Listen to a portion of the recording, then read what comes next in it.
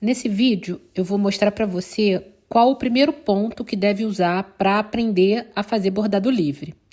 Para isso, eu usei uma agulha de costura normal e linha de bordado. Nesse caso, usei 2 fios de linha na agulha. Eu prendi meu bastidor num suporte para poder filmar de forma mais nítida e comecei o ponto vindo do avesso para o direito. Fiz um tamanho que eu achei adequado para que a câmera capturasse, ou seja, determinei o tamanho do ponto que eu queria e passei a linha do direito para o avesso. Procurei calcular mais ou menos o mesmo tamanho do primeiro pontinho que eu fiz e vim do avesso para o direito de novo. Esse é o ponto alinhavo. E assim nós vamos fazendo por todo o risco.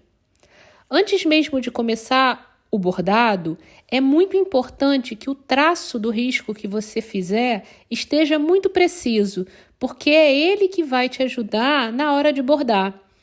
Quanto mais retinho, quanto mais certinho tiver o risco, melhor vai ser para você executar cada um dos pontos.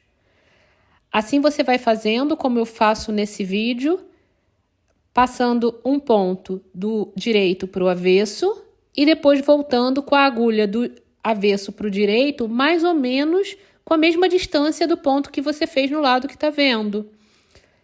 Porque assim você consegue um resultado de continuidade no seu bordado. Para mostrar para vocês como fazer esse ponto, nesse vídeo eu decidi fazer tanto a linha reta, que é essa que eu estou bordando primeiro, quanto esse círculo que está logo abaixo.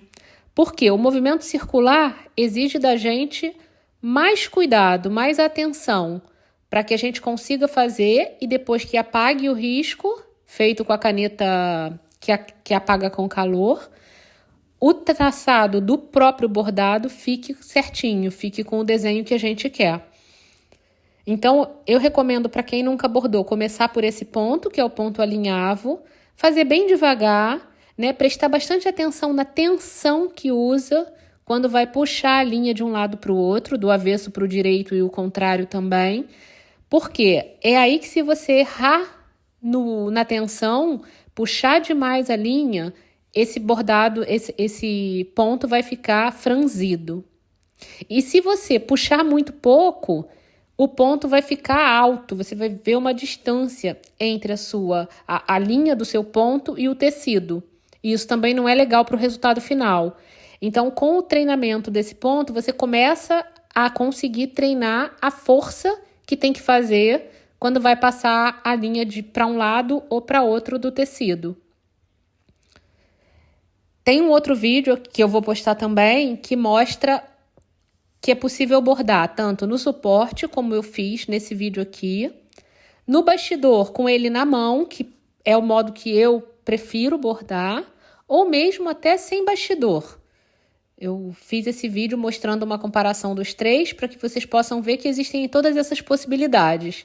E aí é interessante testar para ver qual a forma que você se adapta melhor.